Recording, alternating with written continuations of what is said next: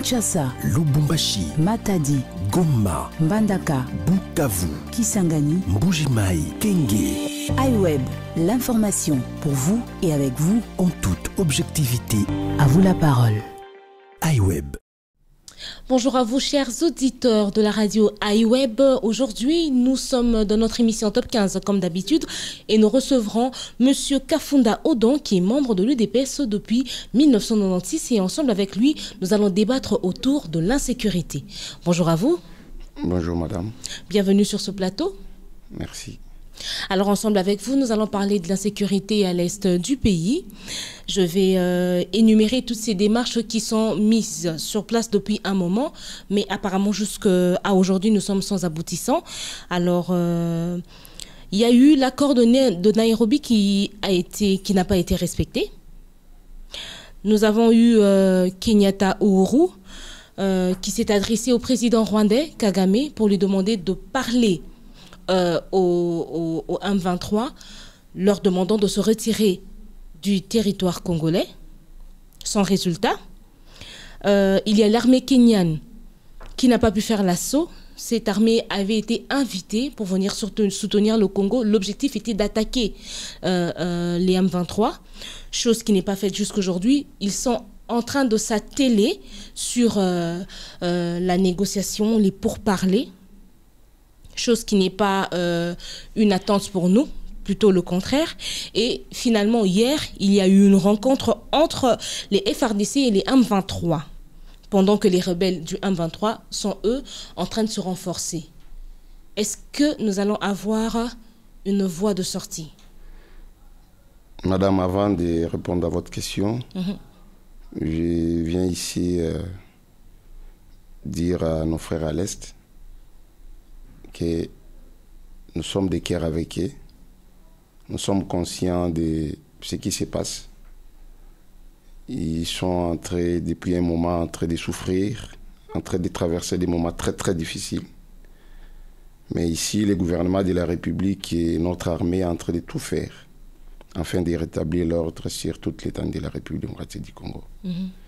Et que nos frères à l'Est ne sentent pas qu'ils sont seuls, même si nous sommes dans les différentes provinces. Mais néanmoins, on est de cœur avec eux parce que nous voulons que la paix revienne et que cette paix-là soit vraiment durable et totale. Ici aussi, je tiens à féliciter notre armée qui est en train de tout faire, de donner leur vie pour ramener la paix. Et au même moment, les gouvernements qui sont en train de mettre les moyens pour doter de cette armée-là de matériel capable. Et c'est aussi la mission du gouvernement de veiller et de bien faire des choses afin que la population puisse être dans le calme. Pour répondre à votre question, vous savez, c'est depuis le mois de novembre, le 24 novembre si je ne m'abuse pas, qu'il y a eu cet accord-là de Nairobi. Et parmi des résolutions de l'accord de Nairobi, ce que vous venez d'évoquer, l'arrivée, pas nécessairement du tout de l'armée kenyane, mais de la majorité de l'armée des sous-régions qui devait nécessairement se joindre au FARDC pour mettre fin, combattre l'M23. Chose qui n'est pas faite. Et aujourd'hui, sur terrain, il y a ce que nous, notamment la population congolaise et surtout beaucoup plus la population de l'Est attendait, c'était de voir l'arrivée de cette armée kenyane être au four et au moulin, au premier plan, afin d'éradiquer ces rebelles du M23. Aujourd'hui, vous devez comprendre, madame, qu'au niveau du gouvernement de la République, le gouvernement est en train de tout faire pour que nous puissions avoir notre propre armée. Et cette armée-là va mettre fin. Aujourd'hui, il y a eu un message du chef de l'État à ce qui concerne le recrutement des nouvelles unités de l'armée. Et le chef est fier quand il est allé vers le Congo central pour se rendre compte comment la population, la jeunesse congolaise a accepté aujourd'hui d'être formée pour mettre fin à la guerre, pas nécessairement à l'Est, mais sécuriser sur toute l'étendue, mettre fin et que nous puissions avoir la paix sur toute l'étendue de la République. Je pense que d'ici là, les choses ne seront pas comme avant. C'est une forme d'issue pour vous. Vous pensez que c'est par cette voie-là que nous allons nous en sortir? Moi, j'en doute un tout petit peu. Pourquoi? Non, je ne dis pas que c'est par cette voie-là que nous allons mettre fin à la guerre. Ce n'est pas ce que j'ai dit. Ici, nous sommes le gouvernement de la République est en train de se préparer à toute éventualité. Il y a de l'autre côté des négociations, des pourparlers.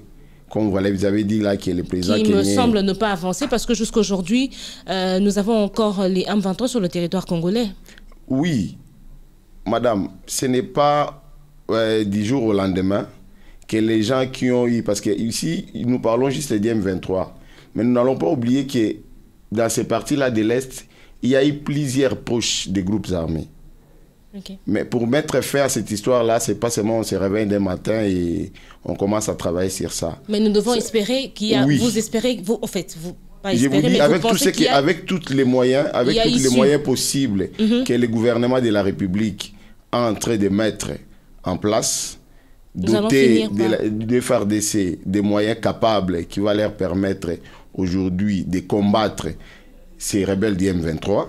Qui sont en train de se renforcer. Qui sont en train de se... Non, oui, ils sont en train de se renforcer, mais de notre côté, n'ont pas croisé les bras. Le gouvernement est en train de tout faire. Il est en train de mettre les moyens pour que nous puissions avoir des matériels capables de défendre notre intégrité territoriale. Et c'est ce qui est en train de se faire. Je suis en train de vous dire tantôt, il y a eu appel du chef de l'État pour que la jeunesse puisse beaucoup plus s'enrôler, que nous puissions avoir notre propre armée, une armée forte, qui peut nécessairement faire face à toute éventualité. Et c'est ce qui est en train de se mettre en place. Et au même moment, le gouvernement de la République, à ce qui concerne les négociations qui sont en train de se passer de gauche à droite, que ce soit en Angola, et aujourd'hui, nous avons vu le chef de l'État qui est aux États-Unis. C'est juste pour chercher des voies et moyens, afin que la population congolaise puisse évacuer dans leurs occupations avec beaucoup de tranquillité et beaucoup de paix. Espérons que dans les jours proches à venir, nous allons retrouver la paix totalement à l'est du pays. Alors, nous demeurons dans cette situation de guerre, de tuerie, de massacre. Il y a la ministre de la Justice, son Excellence Rose Mutombo, qui s'est rendue dernièrement en Hollande pour demander à la CPI de venir enquêter sur le massacre qu'il y a eu à Cachiche. Alors, vous pensez que ils ont répondu favorablement, les enquêteurs seront là en janvier. Mais est-ce que nous allons trouver gain de cause? Oui, parce que, vous savez, cette guerre-là, ce n'est pas aujourd'hui. Ça fait des millions de morts et des années et des années. Il y a eu des millions de morts. Et la CPI si la communauté internationale, à travers la Cour pénale internationale, ne répond pas favorable à la République démocratique du Congo, je pense que la population, pas nécessairement de l'Est, la population congolaise va à tout prix être décidée de voir qu'il y a eu des morts, il y a eu des tueries, mais les gens qui ont commis toutes ces exactions-là sont en train d'être libres, évacués. Ça va permettre aux autres de continuer. Nous devons quand même avoir un œil beaucoup plus pointé sur ce dossier, parce que ce n'est pas aujourd'hui que nous allons compter des millions de morts et des massacres à l'est du pays, mais la CPI, qu'est-ce que la CPI a fait exactement pour mettre fin à tout ça? Bon, nous ne devons pas vraiment attendre beaucoup de la CPI pour mettre fin à la guerre en RDC. Donc, quelque part, c'était une perte de temps pour la ministre de se rendre là-bas. Madame, laissez-moi en venir. Ce n'est pas une perte de temps. Aujourd'hui, nous avons vu avec l'affaire Bosco Tangana. Bosco Tangana a été condamné. Cela veut dire que ça donne une issue d'espoir à la population que toutes les personnes qui ont commis ces exactions-là à la RDC vont être aussi punies. Ça va quand même soulager tous ces mamans-là. Aujourd'hui, nous avons vu, il y a des mamans, il y a des jeunes qui sont en train de fuir de gauche à droite. Il y a des gens qui sont en train de mourir. Il y a des familles déchirées. Il y a des familles divisées. Il y a même des enfants aujourd'hui qui sont restés des orphelins, qui ont perdu leur papa, leur maman, qui ont perdu tous leurs membres de famille.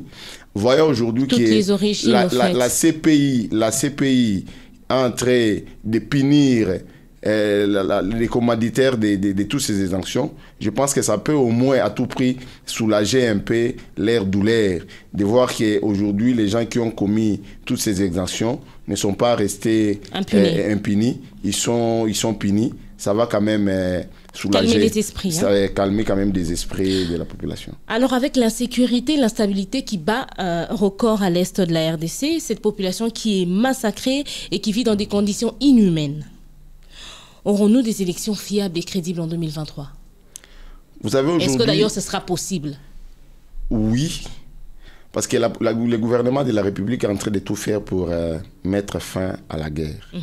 Mais cela ne dit pas que... Vous savez, à ce qui concerne les élections, c'est la responsabilité de la population.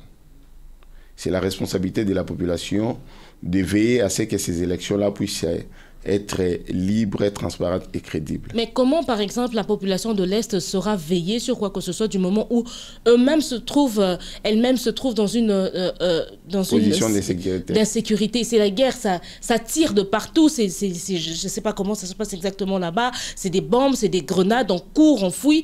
Qui va organiser les élections à l'Est du pays? Qui va aller s'enrôler à l'Est du pays à la place de veiller ou de penser à sauver sa vie?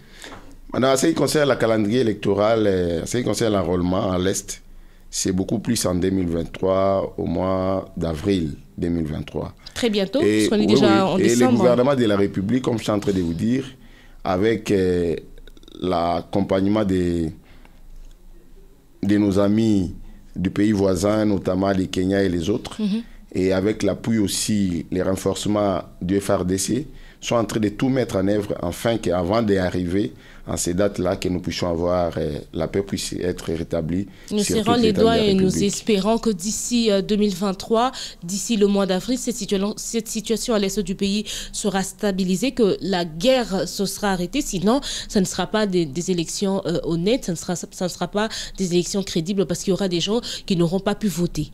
Alors, nous sommes déjà en train de tendre vers la fin de notre émission. Et là, c'est la dernière question que je vais devoir vous poser. Alors, que pouvons-nous attendre de la rencontre entre le président congolais Félix Tshisekedi et le président des États-Unis Joe Biden?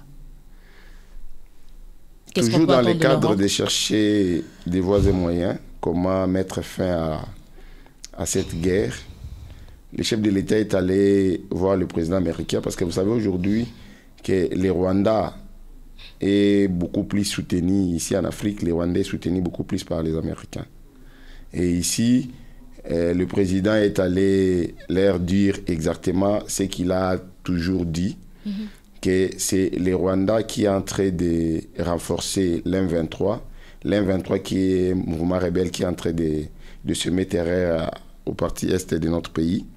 Et je pense que nous devons attendre beaucoup, parce que les États-Unis, c'est une grande puissance. Les États-Unis, sur les rencontres internationales, les États-Unis ont un droit de veto, les États-Unis ont une voix supérieure par rapport à d'autres pays. Et si aujourd'hui les États-Unis acceptent d'aider le Congo, même sur les conseils de sécurité des Nations Unies, je pense qu'on aura un gain de cause par Monsieur rapport à Audon, ça. les États-Unis, c'est quand on voit les États-Unis, on parle de l'Amérique. L'Amérique qui soutient les Rwandais pour faire la guerre à l'est du pays à cause de tout ce que nous avons comme richesse minérale, coltan, cuivre, cobalt, toutes ces choses. Mais comment le président congolais va vers le président américain pendant que c'est ce pays-là même qui, dans un sens, est en train de nous combattre? Vous ne trouvez pas que c'est un peu contradictoire? Non, non. Aujourd'hui, le président de la RDC, le président Félix, est en train de tout faire avec son gouvernement, chercher des voies et moyens, des voies de sortie pour ramener la paix en RDC. Et aujourd'hui, si le président de la République est allé voir le président Joe Biden, comme on vient de dire que c'est les États-Unis qui sont en train de renforcer les Rwandais pour nous combattre afin de récupérer nos minéraux. Je pense qu'aujourd'hui, si les États-Unis ont besoin d'avoir des minéraux en RDC, il y a quand même des procédures à suivre pour avoir ces minéraux-là.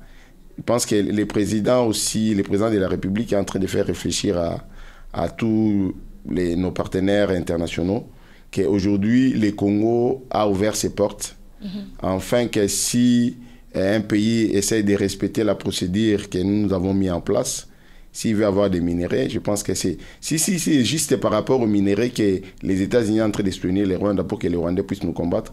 Je pense que c'est aussi l'une des choses que le président de la République doit nécessairement s'y mettre et échanger avec le président Biden, enfin, que nous puissions voir de vos moyens comment ramener la paix. Et s'il faut, les États-Unis ont besoin de minéraux, ils peuvent nécessairement venir et connaissent comment ça se passe sur le plan international si on veut nécessairement acheter ou avoir des minéraux dans une terre étrangère. Merci à vous, Monsieur Kafunda Odon. Merci à vous, chers auditeurs.